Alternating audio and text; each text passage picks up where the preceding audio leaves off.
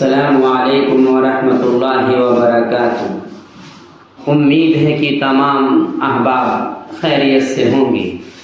میں محمد نسیم ندوی معلم الانشاء کے 41ویں تمرین لے کر حاضر ہوا ہوں۔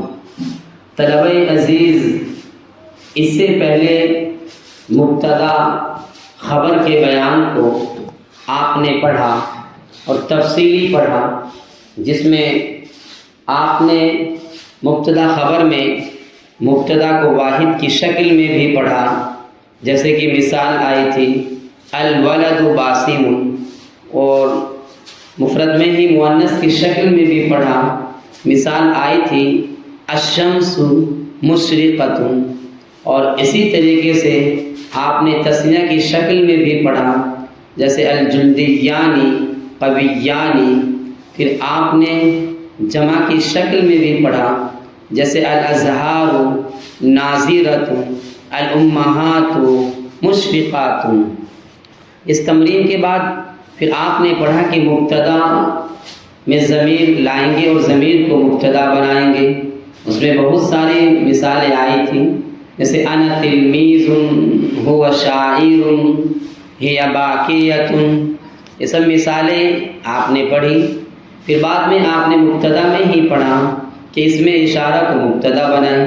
اس کی مثال آپ نے پڑھی ھذا مطبخ وھذہ ادواتہ، اور اس کے بعد آپ نے پڑھا مرکب توصیفی اور مرکب اضافی کو مبتدا بنائیں گے، جیسے التلمیذ المجتہد ناجح، اقرب الساعۃ لامعانی۔ پھر آپ نے اسی کو پڑھا مرکب توصیفی اور مرکب اضافی کو خبر بنائیں گے، جیسے الاسلام دین قیم، القرآن کتاب اللہ۔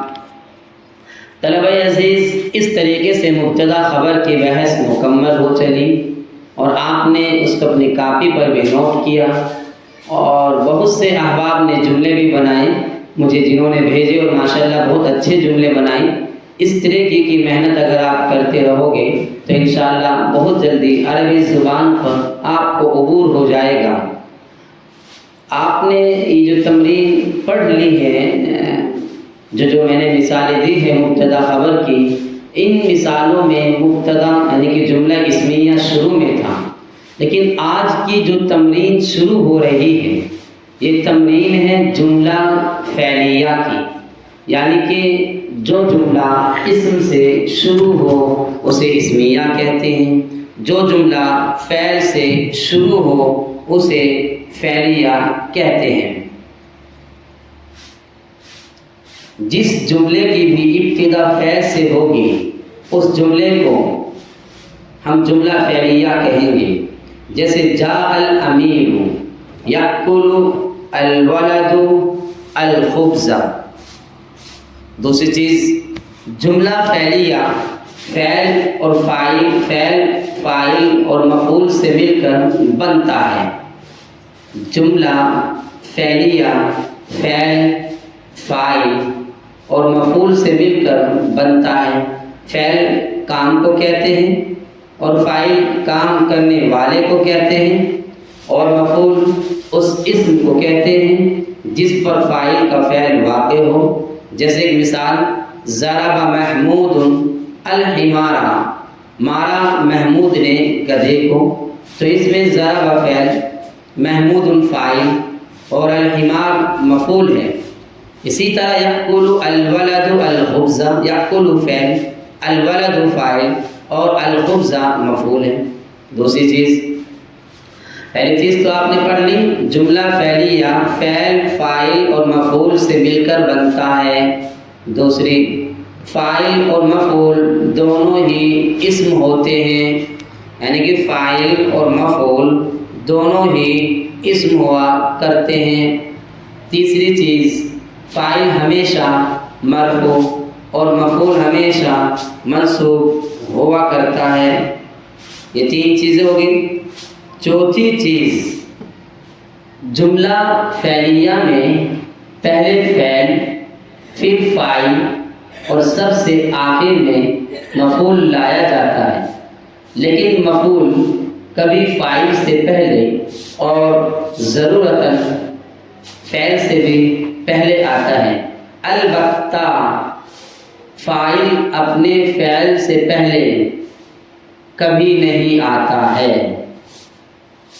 یہ چیزیں آگے بتا رہے ہیں۔ پانچویں چیز، فاعل کے اعتبار سے فعل کی تذکیر و تانیث اور وحدت و جمع کا قاعدہ، یہ بہت خاص قاعدہ ہے، اس کو سنیے طلبہ۔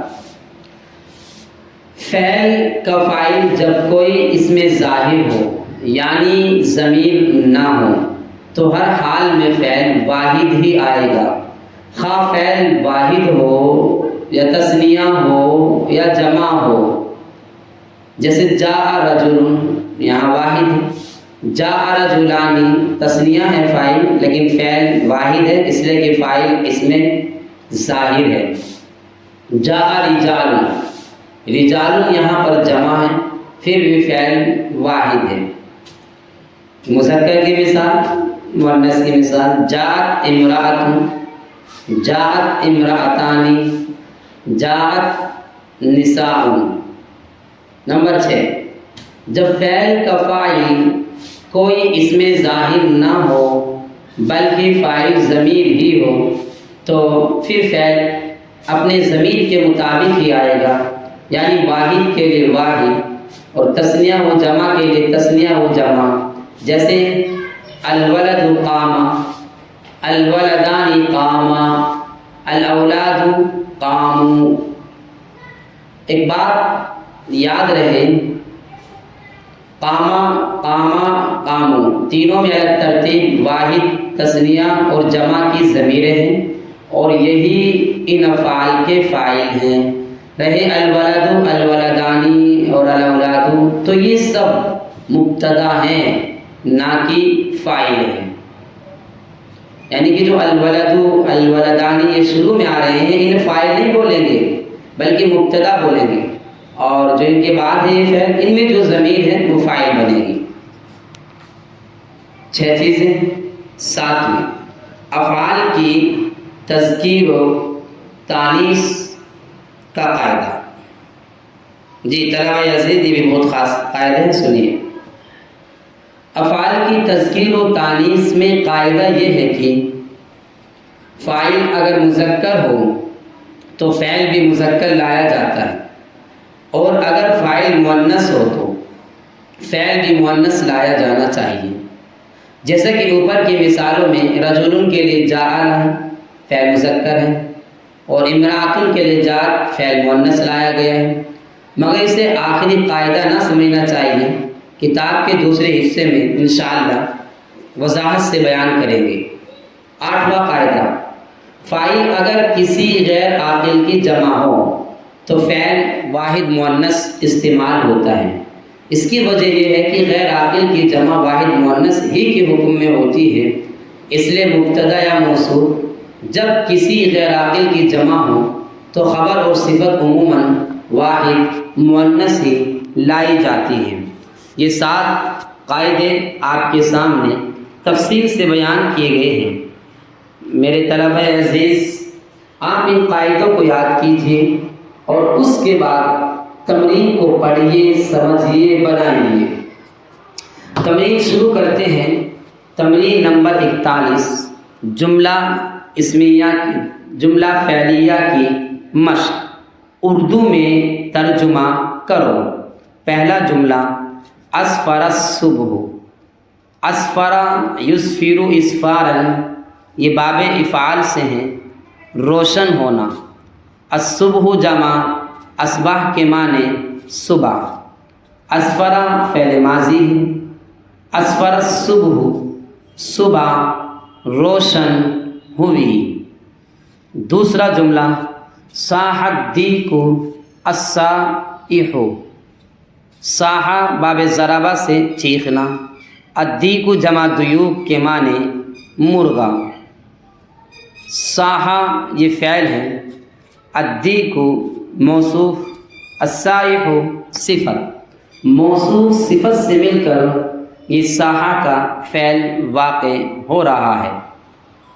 بانگ دینے والے مرغے نے بانگ دی، بانگ دینے والے مرغے نے بانگ دی۔ تیسرا جملہ استيقظت فاطمۃ الصغیرۃ۔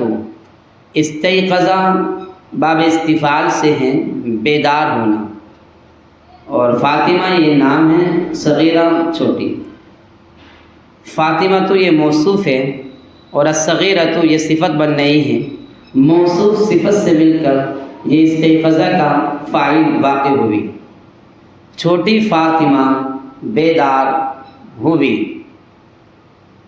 چوتھا جملہ حبت الریح الشدیدۃ۔ حبہ باب نصرہ سے ہے ہوا کا چلنا، الریح جمع ریاح، ریاح کے معنی ہوا کے آتے ہیں۔ حبہ یہ فعل واقع ہو رہا ہے، مؤنث ہے، الریح یہ موصوف ہے، الشدیدۃ یہ صفت ہے، پھر یہ موصوف صفت سے مل کر یہ فاعل واقع ہوا۔ ترجمہ ہوگا سخت ہوا چلی۔ پانچواں جملہ نزل المطر غزیر۔ المطر جمع امطار کے معنی بارش۔ جی، نزل المطر الغزیر، الغزیر کے معنی موسلا دھار، موسلا دھار بارش برسی۔ نزل المطر الغزیر، موسلا دھار بارش برسی۔ چھٹا جملہ حفظ التلمیذ الدرس۔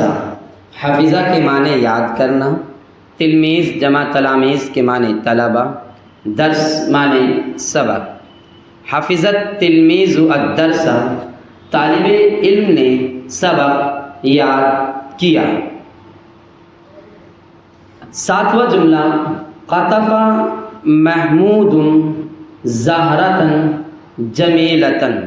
قطفہ کے معنی توڑنا، اور یہ محمود نام ہے، زہرۃ کے معنی پھول، جمیلۃ کے معنی خوبصورت۔ محمود نے ایک خوبصورت پھول توڑا۔ یہ یہاں پر بات سمجھنے کی ہے کہ زہرۃ یہ موصوف ہے اور جمیلۃ یہ یہاں پر صفت واقع ہو رہا ہے، موصوف صفت سے مل کر یہ مفعول واقع ہوا۔ قطف محمود زہرۃ جمیلۃ، کہ محمود نے ایک خوبصورت پھول توڑا۔ اسی طریقے سے آپ نے جو پیچھے کی جو مشقیں کی ہے، موصوف صفت، مبتدا خبر، مضاف مضاف الیہ، یہی جملے بار بار آتے رہیں گے۔ آٹھواں جملہ شربت فاطمۃ الماء الباردہ۔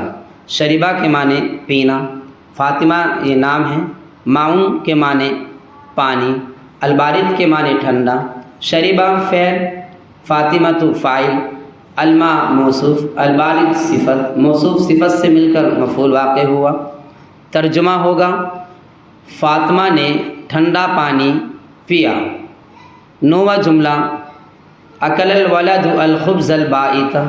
خبز کے اکل معنی کھانا، الخبز جمع خباز کے معنی روٹی، البائت باتا سے ہیں، اس کے معنی باسی، اور ویسے بھی آتے ہیں، یہ رات گزارنے کے لیے بھی استعمال ہوتا ہے، جب باتے سے اس کو نکالتے ہیں، لیکن البائت کے معنی یہاں پر ہم باسی کریں گے۔ اکل الولد الخبز البائت، لڑکے نے باسی روٹی کھائی۔ اکلا فعل، الولد فاعل، الخبز موصوف، البائت صفت، موصوف صفت سے مل کر مفعول۔ 10واں جملہ اشترا محمود الصغیر قلما ثمینا۔ اشترا کے معنی خریدنا، قلم جمع قلام کے معنی قلم۔ محمود موصوف، الصغیر اس کی صفت، موصوف صفت سے مل کر فاعل، پھر قلمن پھر موصوف، ثمیناً صفت، موصوف صفت سے مل کر مفعول۔ ترجمہ کریں گے چھوٹے محمود نے ایک قیمتی قلم خریدا۔ 11واں جملہ صاد خالد التلمیذ ظبیا ثمینا۔ سادہ کے معنی شکار کرنا، ذبیٌ جمع ذبا کے معنی ہیرن، سمین جمع سمان کے معنی موٹا۔ خالد یہ موصوف ہے، التلمید یہ صفت ہے، موصوف صفت سے مل کر یہ فاعل ہوا۔ ذبیًا یہ موصوف ہے، سمیناً یہ صفت ہے، موصوف صفت سے مل کر یہ مفعول ہوا۔ ترجمہ ہوگا خالد طالب علم نے ایک موٹے ہرن کا شکار کیا۔ آخری جملہ خلق اللہ الارض والسماوات العلی، اللہ تعالیٰ نے زمین اور بلند آسمان پیدا کیے۔ یہ 12 جملے تھے جس میں جملہ فعلیہ کو بیان کیا گیا ہے۔ امید ہے کہ آپ کو سمجھ میں آیا ہوگا، اور خاص بات اس میں یہ ہے کہ آپ ان جملوں میں تقریباً آپ نے موصوف صفت کے بہت سارے جملے ایسے پائے ہیں جن کی ترکیب کر کے آپ نے ان کو فاعل اور مفعول بنایا ہے۔ اس لیے طلبہ عزیز جملوں کو یاد کیجئے، الفاظ و معنی کو یاد کیجئے، اپنی کاپی پر نوٹ کیجئے، اور جلد ہی انشاءاللہ اگلی تمرین لے کر حاضر ہوں گے۔ السلام علیکم ورحمۃ اللہ وبرکاتہ۔